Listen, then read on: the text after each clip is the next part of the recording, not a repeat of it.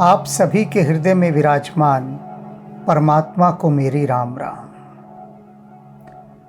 राम ने सभी की नैया पार उतार दी। पूर्ववासियों की और भक्तों की, मुनियों की, देवताओं की, और सबसे अधिक जो पार उतारा है वह उतारा है जनक को, महाराज जनक को। और उससे भी अधिक जिनकी स्थिति अति गंभीर थी वे थी सीता जी, क्योंकि अपने हृदय में वे राम को अपना पति मान चुकी थी, अपना सर्वस्व उन पर समर्पित कर चुकी थी। और ऐसे में उनके लिए बहुत विकट स्थिति उत्पन्न हो गई थी कि कहीं कोई और धनुष भंग ना कर दे। एक बहुत गहरी धुक धुक चल रही थी दिल में, बहुत गहरी। और इसके साथ साथ जब सारे प्रतियोगी चले गए तब एक शांति छा गई। सब हार चुके, सब निराश हो गए। अब कोई ऐसा बचा ही न था कि जो आकर धनुष को भंग करे। और जनक कहते हैं कि क्या विधाता ने सीता के भाग्य में विवाह लिखा ही नहीं है? क्योंकि स्पष्ट दिखाई दे रहा है। राम शांत बैठे हैं, राम उठकर नहीं गए। पूरी सभा में सन्नाटा हो गया। कोई प्रतियोगी नहीं बचा कि जो आकर धनुष अब भंग करे। कुछ तो गए ही नहीं धनुष को उठाने, जानते थे कि नहीं उठेगा और अपना मान सम्मान सब खो देंगे हम वहां जाकर। तो फिर क्या हो, किस विधि सीता का विवाह हो? जनक और उनकी पत्नी दोनों बहुत चिंताग्रस्त। और तब जनक क्रोध में भरकर कहते हैं ये क्षत्रिय किसी काम के नहीं, ये धरती वीरों से रहित हो चुकी है। तब उनकी बात का उत्तर देते हुए लक्ष्मण जी वहां पर क्रोध करते हैं कि किसी एक भी रघुवंश के होते हुए, एक भी रघुवंशी यदि है तो आपने ऐसी अनुचित बात कैसे कह दी? विश्वामित्र राम से कहते हैं, आदेश देते हैं कि जाओ राम, धनुष भंग करो।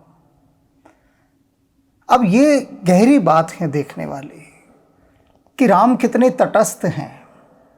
राम सीता के प्रेम को भी अनुभव कर रहे हैं।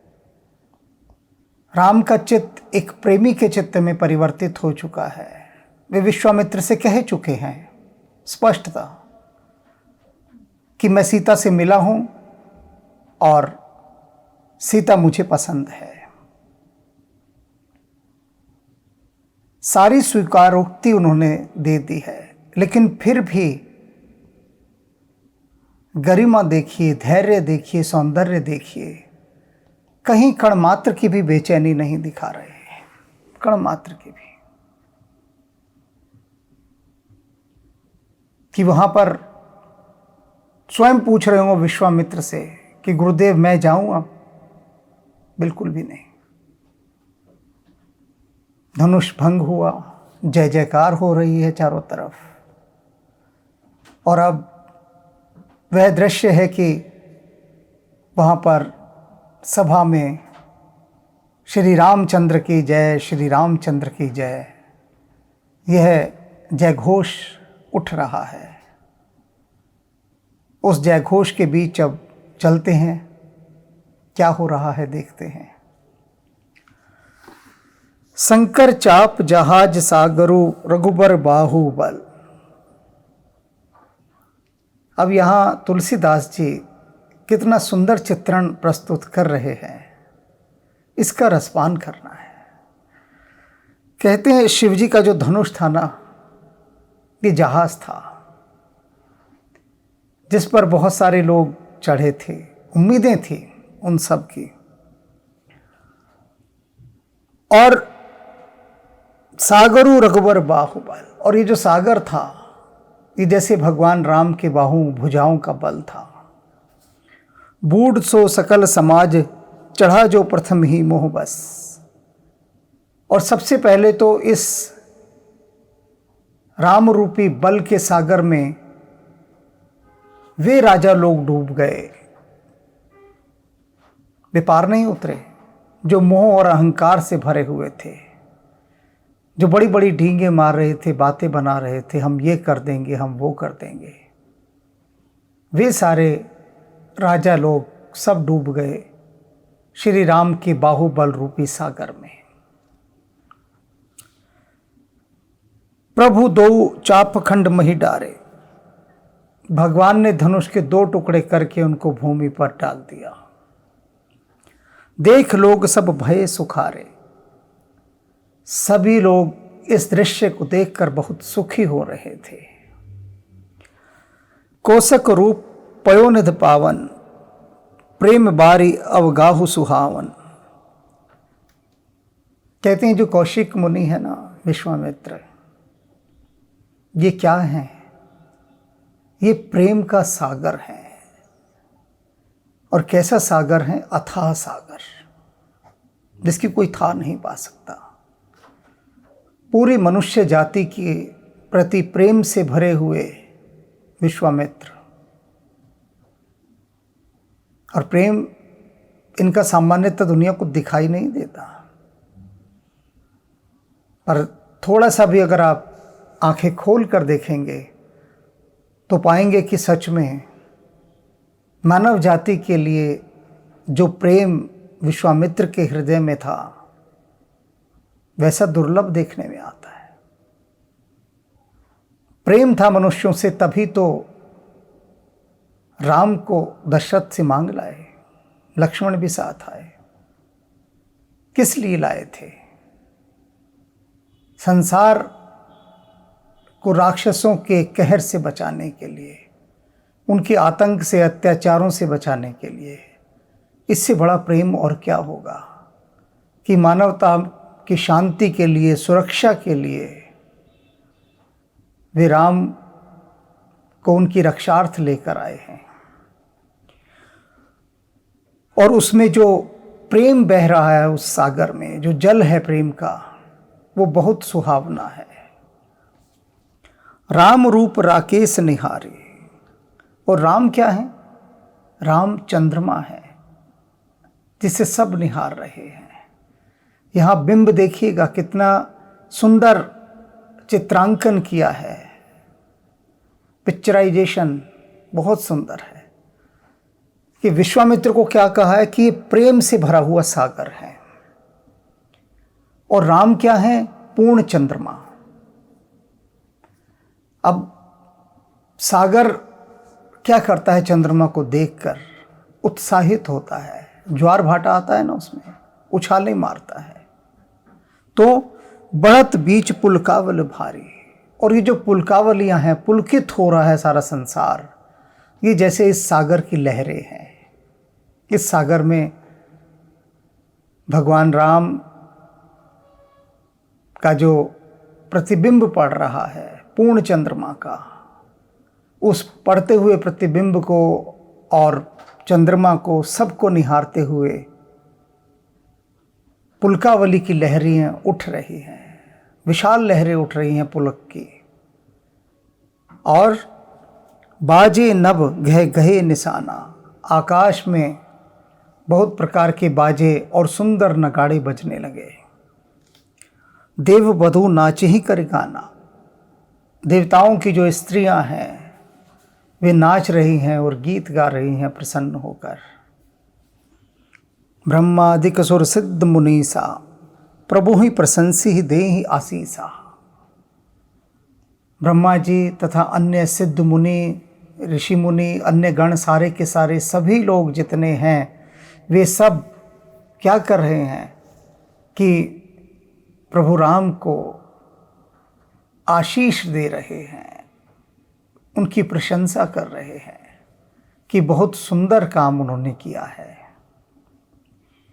बरसे ही सुमन रंग बहुमाला, बहुत प्रकार के फूल और मालाएं बरस रही हैं। वे लोग बरसा रहे हैं प्रसन्न होकर, आशीर्वाद देते हुए, प्रशंसा करते हुए, फूल बरसा रहे हैं, रंग बिरंगे फूल और मालाएं फेंक रहे हैं। गावहीं किन्नर गीत रसाला, जो किन्नर हैं, किन्नर जाति बहुत मधुर गीत गाती है, कि वो रसाला बहुत रस से भरे हुए गीत गा रहे हैं। सारा परिवेश जो अब तक आशंका से भरा हुआ था, चिंता से भरा हुआ था और दुख छाया हुआ था, धनुष भंग करते ही राम के सारा परिवेश बदल गया। उत्साह की लहरें उठने लगे, उमंग वहाँ पर इठलाने लगे और जो उत्सव था वो महोत्सव में परिवर्तित हो गया। रही भुवन भरी जय जय बानी, धनुष भंग धुन जात न जाने। और उस स्थल पर क्या हुआ, उस रंगभूमि में, कि चारों तरफ भगवान राम की जय जयकार की वाणी गूंजने लगी। और इतनी गूंजने लगी, इस प्रकार से गूंजने लगी कि धनुष भंग धुन जात न जाने। धनुष के भंग होने से जो विस्फोट हुआ था, जो धमाका हुआ था, उसे तो सब भूल ही गए लोग। किसी को ध्यान ही नहीं कि इतना धमाका हुआ था जोर का, क्योंकि उस धमाके से भी अधिक अब श्री राम की जय जयकार गूंज रही है। धमाका तो एक बार होकर शांत हो गया, पर ये जय जयकार शांत थोड़ी ना हो रही है, ये तो निरंतर चल रही है। और लोग सब भूल गए हैं उस भयंकर ध्वनि को जो हुई थी धनुष भंग के कारण।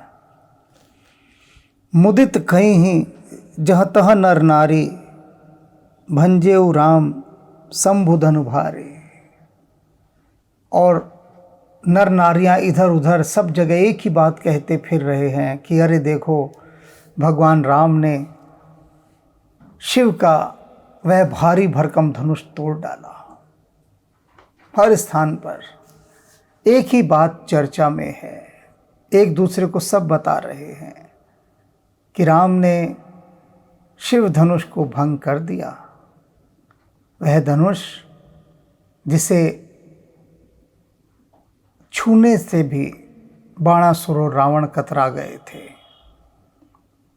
और जिसने अनेक अहंकारी राजाओं का मान मर्दन कर दिया, तिल भर न सरका, उस धनुष को राम ने देखते ही देखते भंग कर दिया। सब नर नारी ये चर्चा आनंद पूर्वक कर रहे हैं।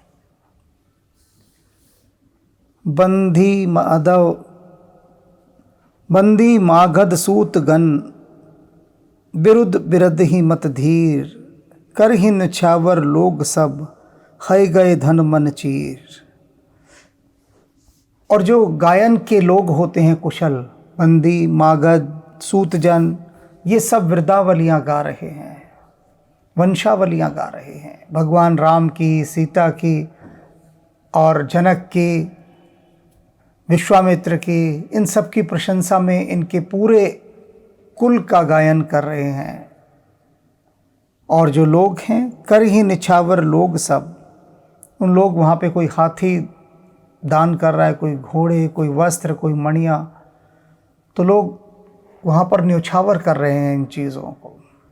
ऐसा परिवेश, सब कोई अपना सब कुछ लुटाने को तैयार है इस खुशी के बदले। झांझ मृदंग शंख सहनाई, वाद्य यंत्र बजने लगे हैं। झांझ, मजीरे, शंख, शहनाई, भेरी डोल दुंदुभी सुहाई। भेरियां बज रही हैं, दुंदुभी, और ये सारी चीज़ें बड़ी सुहावनी हो गई हैं। ढोल बज रहे हैं, पूरा परिवेश देखिए कैसा सुहावना होगा कि इतने सारे वाद्य यंत्रों की जुगलबंदी हो रही है, इतने सारे वाद्य यंत्र बज रहे हैं। जो संगीत के जानने वाले हैं वे समझ सकते हैं इस बात को ज़्यादा बेहतर ढंग से कि वह परिवेश कैसा होगा जहाँ पर झांझ, मृदंग, ढोल, दुंदुभी, भेरी, झांझर, मृदंग, शंख, सहनाई, इतनी सारी चीज़ें बज रही हों एक साथ। बाजे बहु बाजन सुहाए, कह रहे वहाँ जो बाजे बज रहे थे ना वो बहुत प्रकार के बज रहे थे, एक प्रकार के नहीं थे। बाज ही बहु बाजने सुहाए, और बहुत सुहा रहे थे, सुखद लग रहे थे वे बाजे। जहाँ तहाँ जुबतिन मंगल गाए, और इधर उधर सब स्थानों पर खड़ी हुई जो युवतियाँ हैं वो मंगलमय गीत गा रही हैं। बाजे बज रहे हैं, युवतियाँ गीत गा रही हैं, तो परिवेश तो महोत्सव का हो ही जाना है। सखिन सहित हर्षी अति रानी, सीता की माता, जनक की पत्नी, जो कि रानी है मिथिला की, उनकी तो हर्ष का कोई ठिकाना ही नहीं है, क्योंकि वे कुछ देर पहले विलाप कर रही थी, बिलख बिलख कर रो रही थी कि ये विश्वामित्र ने क्या कर दिया। कोई उन्हें समझाने वाला नहीं। राजा जनक की भी बुद्धि को क्या हो गया कि विश्वामित्र इन बच्चों को, राम तो बालक हैं, उनको झोंक रहे हैं आग के अंदर। शिव धनुष क्या है? आग है। और राम क्या है? बालक। बालक से कह रहे कि तुम शिव धनुष को भंग करो। कोई सोचा नहीं, समझा नहीं और आज्ञा दे दी। क्या किया उन्होंने? तो उनके मन ने उनको कितना डरा दिया था। आतंकित थी, भय से कांप रही थी, और भय से कांपती हुई रानी को अचानक ही ऐसी खुशी मिल गई जो सपने में भी ना सोचा था। उनको तो कहीं पर कल्पना में भी न था कि राम धनुष भंग कर सकते हैं, और जब कर दिया तो रानी की प्रसन्नता संभाले नहीं संभलती थी। कैसा अनुभव कर रही थी रानी इस समय? रानी के मन की जो स्थिति है उसका इतना सार्थक चित्रण यहाँ तुलसीदास कर रहे हैं इस समय। सूखद धान परा जौ पानी, जैसे सूखे धानों में पानी आ गया हो। अब ये पंक्ति किसान समझ सकता है बहुत अच्छे से, या वे लोग जो खेती का ज्ञान रखते हैं। सूखे धानों में पानी आना एक लोकोक्ति भी है, यहीं से जन्मी है। पानी यदि कम हो धानों में, भूमि सूखी हुई हो, तो धान एकदम मुरझा जाते हैं, और मुरझा ऐसे जाते हैं कि मरने के करीब करीब, बिल्कुल कि अब मरे कि अब मरे। और उन सूखते हुए धानों में अचानक कोई पानी छोड़ दे तो वो फौरन देर नहीं लगाते, जैसे जैसे पानी जाता जाता एकदम तेजी से वो खड़े हो जाते हैं, लहराते हैं, शक्ति आ जाती है उनमें। तो इसे कहते हैं सूखे धानों में पानी आना, कि मुर्दा में जान आ जाए एकदम से। और वही हुआ। रानी का मन जो था, जो हृदय रानी का, वह जैसे धान का सूखा खेत बन चुका था, और राम का धनुष भंग करना जैसे कि पानी बहा दिया गया हो उस खेत में। तो रानी के मन रूपी सूखे धानों में एकदम पानी आ गया और लहरा गई पूरी धान की फसल। धान माने क्या? आशाएं, उम्मीदें, सुख लहलहाने लगे, डट के खड़े हैं खेत में। तो ऐसा रानी की मनस्थिति का वर्णन तुलसीदास जी ने किया है, जो कि पूरी तरह से खरा उतरता है। अब आगे जो जो बचे हैं सबके मन की स्थितियां बता रहे हैं। पहले भी बताई थी ना कि जब तक धनुष भंग नहीं हो रहा था तब तक किस किस के दिल पर क्या क्या बीत रही थी, किस दौर से कौन कौन सा इंसान कैसे गुजर रहा था। सबके हृदय की वस्तु स्थिति को स्पष्ट किया। और अब जब सारा मौसम बदल चुका है, तब सबका हृदय कैसा अनुभव कर रहा है उसके बारे में बता रहे हैं। जनक लय हो सुख सोच बिहाय। अब जनक की बारी है, उनका कैसा चित्त है इस समय। जनक ने सबसे पहला काम क्या किया? अपनी चिंताओं को मिटा दिया। जनक की सारी चिंताएं मिट गई और लय हो सुख, वो सुख प्राप्त कर रहे हैं। बहुत चिंतित थे जनक, और उनकी चिंता उनके आक्रोश और क्रोध के रूप में सभा में प्रकट भी हो चुके थे। निराश थे, इतने निराश हो गए थे कि घोषणा करते समय मंच से यह कह दिया कि लगता है विधाता ने सीता का विवाह लिखा ही नहीं है। प्रतिज्ञा मैं अपनी वापस नहीं लूंगा, धनुष भंग करने की शर्त। और इसका अर्थ क्या है कि जीवन भर सीता कुंवारी ही रहेगी। कितने निराश होकर यह वक्तव्य उन्होंने दिया। और अब वे सारी चिंताएं उनकी मिट गई है, सुख से भर गए हैं। पैरत थके था जन पाई। और जनक की तो ऐसी स्थिति है कि जैसे वो तैरते तैरते तैरते तैरते इतना थक चुके हों कि अब लगे कि अब तो डूब ही जाएंगे, और अचानक उनको कोई थाह मिल जाए, सहारा मिल जाए, आश्रय मिल जाए,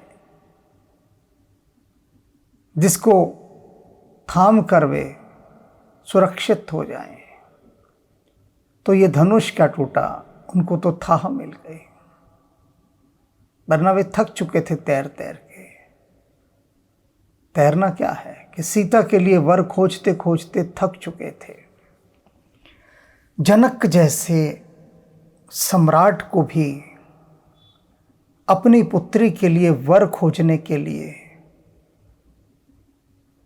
कितनी मशक्कत करनी पड़ी, कितना कठोर पुरुषार्थ करना पड़ा। कहते हैं ना कि चप्पलें घिस जाती हैं बेटी के लिए वर खोजने में। तो यहाँ पर तुलसीदास जी कह रहे हैं कि वो संसार रूपी सागर के अंदर तैर रहे हैं खोजने के लिए सीता के लिए वर। कोई नहीं मिल रहा, तैरते तैरते थक चुके हैं। कैसी स्थिति रही होगी। और ऐसे में थाह मिल जाती है उनको। धनुष भंग क्या हुआ, उनको थाह मिल गई। श्रीहत भय भूप धन टूटे। इस धनुष के टूटने से जो अहंकारी राजा थे वो सब निस्तेज हो गए। धनुष के टूटते ही उनका हृदय मुरझा गया, फीका पड़ गया, निराश हो गए, दुखी हो गए, जल भुन गए कि जो हम न कर पाए वह एक बालक ने कर दिखाया। कितनी लज्जा की बात थी उनके लिए, शर्म से सिर झुके हुए थे उनके, तो निष्प्रभ हो चुके हैं, वो हतोत्साहित हैं। कैसे हैं हतोत्साहित? जैसे दिवस दीप छबटू छूटे, जैसे सूर्य के निकलने पर दीपक की रोशनी कहीं दिखाई नहीं देती, दिए का कुछ पता नहीं होता जल भी रहा है या नहीं जल रहा, सूर्य का प्रकाश ही इतना होता है। और रघुवंश मणि सूर्य भगवान श्री राम के उदय होते ही इन राजा उनके दीपक जो छोटे छोटे से टिमटिमा रहे थे सब खो गए, पता भी नहीं लगा कि है भी या नहीं। सिहे सुखई बरनी के ही भांति। तुलसीदास जी कह रहे हैं कि सबका तो वर्णन मैंने कर दिया कि सब किस तरह से सुखी हुए। जिसके असली सुख की बात है वे तो सीता हैं। सीता भी जो सुखी हुई है तो उसका वर्णन मैं किस भांति करूं, कैसे करूं? सरल नहीं है मेरे लिए उनका वर्णन करना। सबके सुख का वर्णन करके बता दिया कि सीता की मां को ऐसा लग रहा था जैसे सूखे धानों में पानी आ गया हो। जनक के हृदय को ऐसा लग रहा था जैसे वे तैरते तैरते थक गए हों और उन्हें कोई थाह मिल गई हो। सबके लिए दृष्टांत दे दिए, अनुभूति के लिए कैसा कौन कौन किस तरह से अनुभव कर रहा है उदाहरण सहित समझा दिया विद एग्जाम्पल। पर सीता कैसा सुख अनुभव कर रही है, कैसे कहूं? बहुत दुविधा में तुलसी फंस चुके हैं इस समय, बहुत दुविधा में। बरनई के भांति, किस भांति वर्णन करूं? वर्णन करना है लेकिन बस सोच रहा हूं कि किस भांति करूं, और वह भांति भी कैसा हो कि उस भांति की भांति कोई दूसरा भांति ना हो, ऐसा भांति जिसके साथ मैं उदाहरण दूं सीता के सुख का, उससे ऊंचा कोई उदाहरण कोई खोज ना पाए। किस भांति करूं?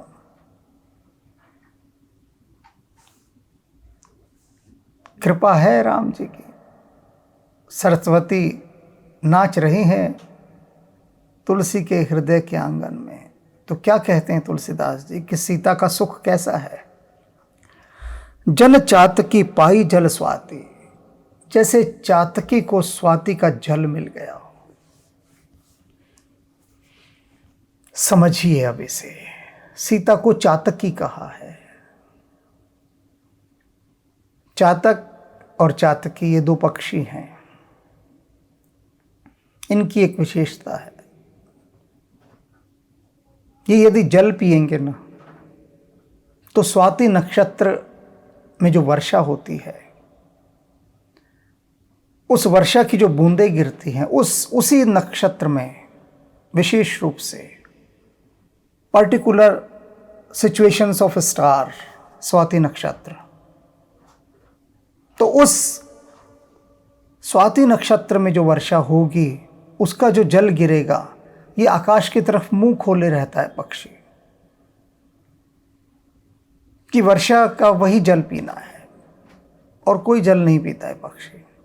जब से पैदा होता है तब से प्रतीक्षा करता है बस स्वाति नक्षत्र में जो वर्षा हो उसका जल पीऊं, और जल भी भूमि पर नहीं गिरना चाहिए। आकाश से गिरती हुई बूंदों को मुंह में वहीं आकाश में ही थाम लेना। ना इसे किसी नदी का जल अच्छा लगता है, ना सरोवर का, ना झील का, ना झरने का। सागर की तो बात ही जाने दें, वो तो खारा पानी होता है। यहां तक कि गंगा जल भी इसे नहीं भाता। चातक पक्षी गंगा जल को भी शुद्ध और पवित्र नहीं मानता। उसका मानना है कि धरती के संपर्क में आते ही, पृथ्वी का स्पर्श पाते ही, मिट्टी का संग करते ही देव नदी गंगा का जो पावन जल है वह भी उसके पीने योग्य नहीं रह गया है, दूषित हो गया है। वह उसे नहीं पिएगा, केवल स्वाति नक्षत्र का। और तब तक प्यासा रहता है, प्यास बढ़ाता रहता है, प्यास बढ़ती रहती है। उसकी शपथ होती है पिएगा तो वही जल पिएगा, नहीं तो प्यासा मर जाएगा। और कहा गया है वो ऊपर, सीता जी ने कहा है, जही का जही पर सत्य सने हो, तोते ही मिले ना कछ संदेह हो। जिसका जिससे सच्चा प्रेम होता है वह उसे मिलता ही है, इसमें कोई संदेह नहीं। स्वाति नक्षत्र में वर्षा को होना ही होता है, बरसना ही होता है। किसके लिए? सिर्फ चातक पक्षी के लिए। वह वर्षा जानती है कि यदि वह नहीं बरसेगी तो चातकी और चातक दोनों प्यासे मर जाएंगे। सबके लिए विधाता ने दाना पानी का इंतजाम किया है। उनका पानी आकाश से आएगा, आकाश मार्ग से, और जमीन तक भी नहीं पहुंचने पाएगा। तो इसलिए विवश होकर, बाध्य होकर, प्रेम के वशीभूत होकर उस वर्षा को बरसना ही होता है। सीता के उस चातकी रूपी प्यासे हृदय के अंदर ये जो पल थे धनुष भंग होने के बाद के, ऐसा लगा जैसे कि स्वाति नक्षत्र की वर्षा हो गई हो और सीता के मुख में उसकी बूंद टपक गई हो। एक ही बूंद काफी होती है बस। कोई भर भर प्याले चातक नहीं पीता पानी, बस एक बूंद गिर जाए, वह एक बूंद ही उसको इतना तृप्त कर देती है कि फिर अगले साल तक वो फिर प्यास से भरकर इंतजार करता है। तो सीता का सुख ऐसे था जैसे प्यास से भरी हुई चातकी को स्वाति नक्षत्र की एक बूंद मिल गई हो।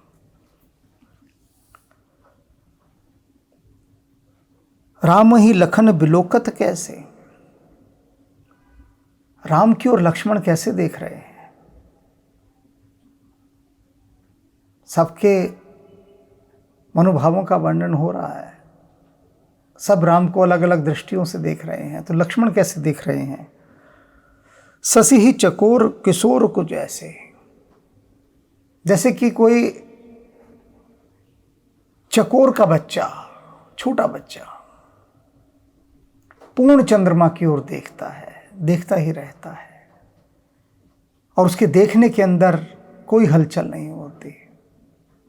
स्तब्ध होकर, शांत होकर, प्रेम पूर्वक, अपलक बस निहारता रहता है। निहारना होता है उसके अंदर कि बस निहारे जा रहा है चांद को। तो लक्ष्मण राम को निहारते जा रहे हैं जैसे कि वे चातक पक्षी के बच्चे हों और राम चंद्रमा हो। सतानंद तब आयुष दीना, जनक के राजपुरोहित शतानंद ने तब आज्ञा दी।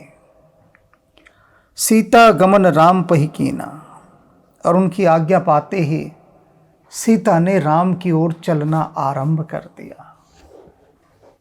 धनुष भंग हो चुका है तो शतानंद ने संकेत किया सखियों को सीता की कि ले आओ, जयमाला डलवाओ। राजपुरोहित की आज्ञा हो गई।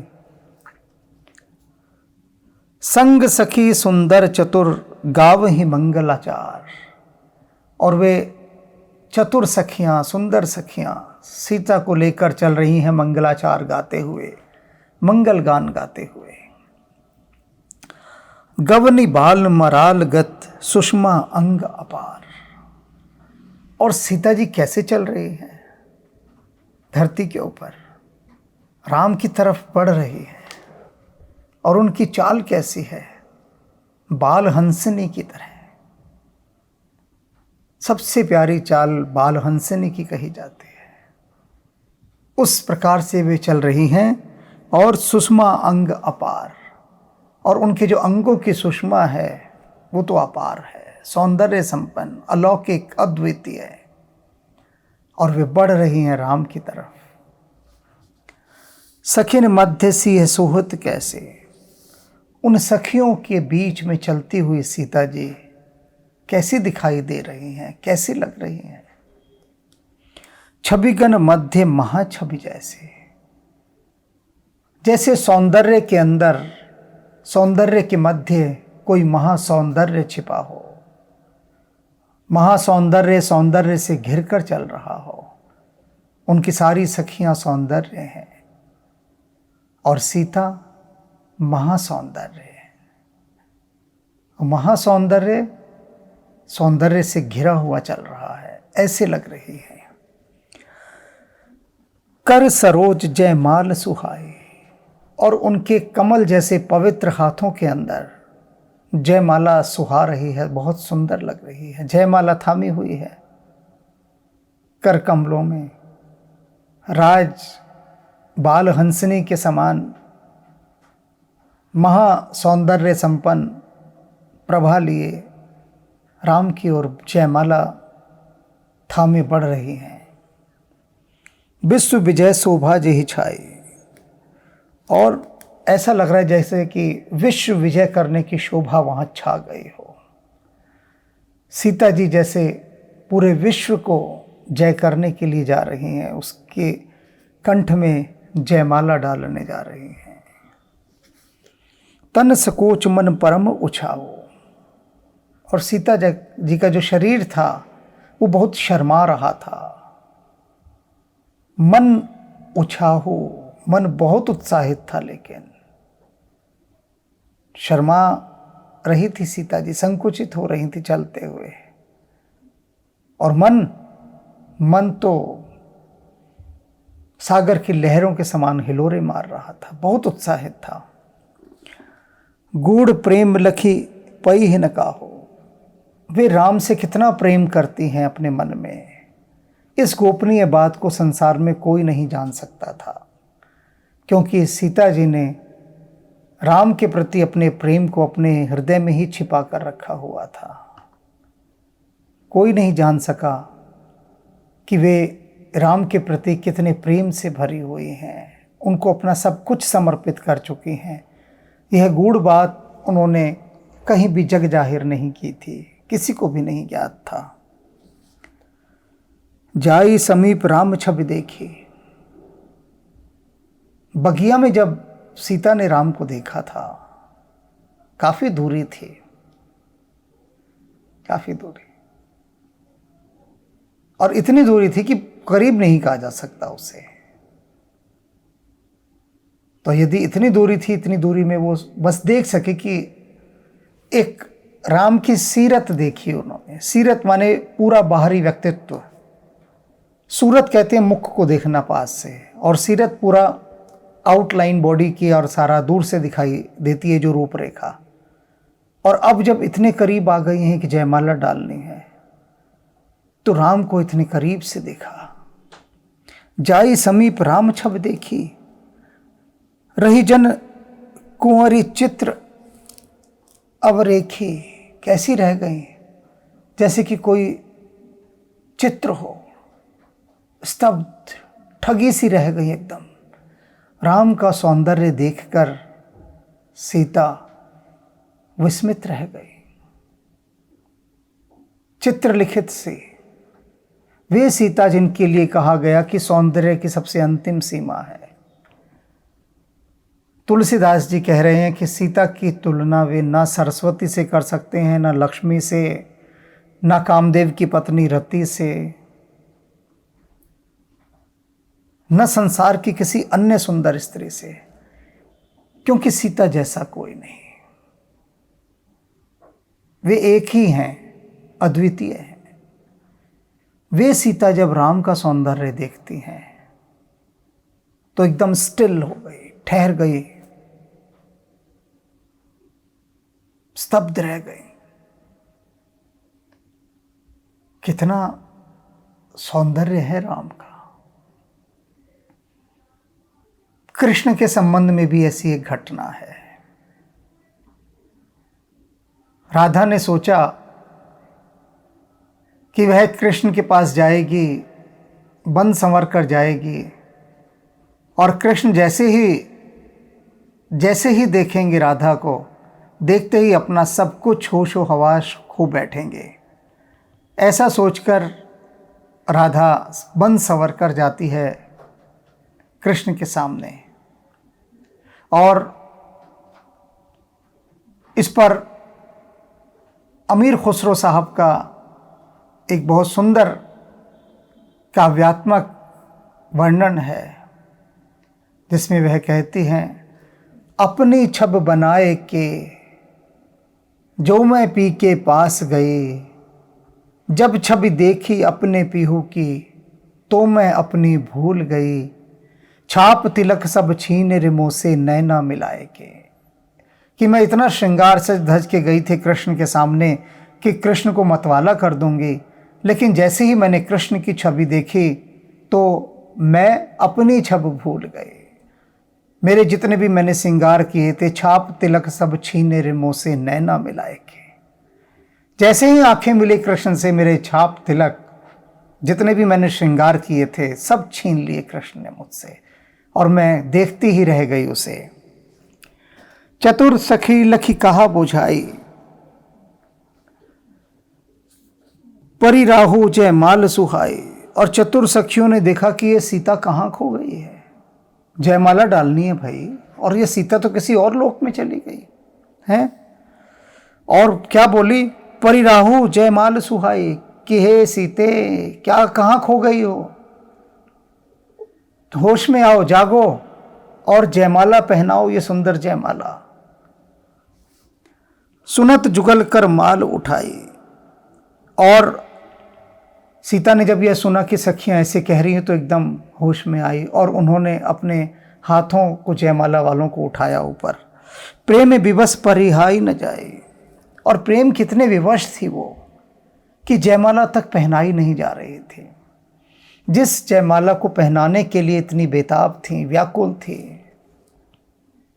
आशा से भरी हुई थी, वही जयमाला नहीं पहनाई जा रही, क्योंकि प्रेम के कारण सब कुछ रुक गया है, भीतर ठहर गया है।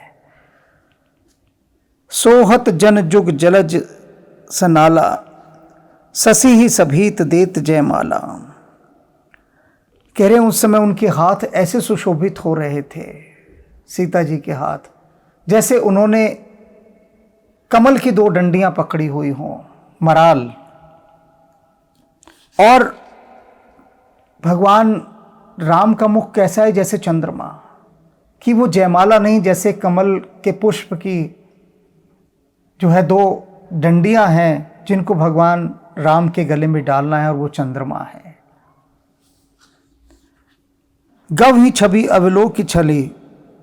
और उस छवि को देखकर, उस सुंदरता को देखकर, उस दृश्य को देखकर कि सीता जी के हाथों में जयमाला है, और वो ऐसा लग रहा है जैसे कमल के पुष्पों की माला हो और उसकी कमल नाल पकड़ी हुई हो, और उसके बीच में जो मुखड़ा है, जो मुख है, श्री मुख है भगवान राम का, वो जैसे चंद्रमा हो। तो इस दृश्य को देखकर सारी सखियां गाने लगी, खुशी के गीत गाने लगी। और उस क्षण के अंदर सिय जयमाल राम और मेली, सीता जी ने राम के गले में वो जयमाला डाल दी। बोलो सियापति रामचंद्र की जय, मेरे प्रभु रामचंद्र की जय।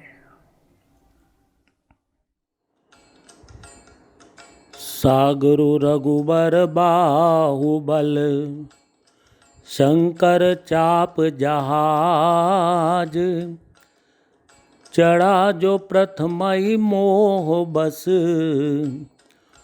बूढ़ सो सकल समाज। प्रभु दो चाप खंड मही डारे, देखी लोग सब भय सुखारे।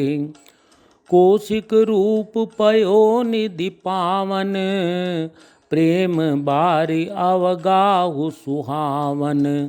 राम रूप राकेश निहारी, भरत बीच पुलकावली भारी। बाजे नव गहे निशाना, देव बधू नाचै करि गाना।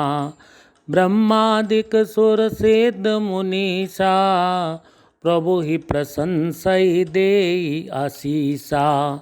बरिसई सुमन रंग बहुमाला, गावै किन्नर गीत रसाला।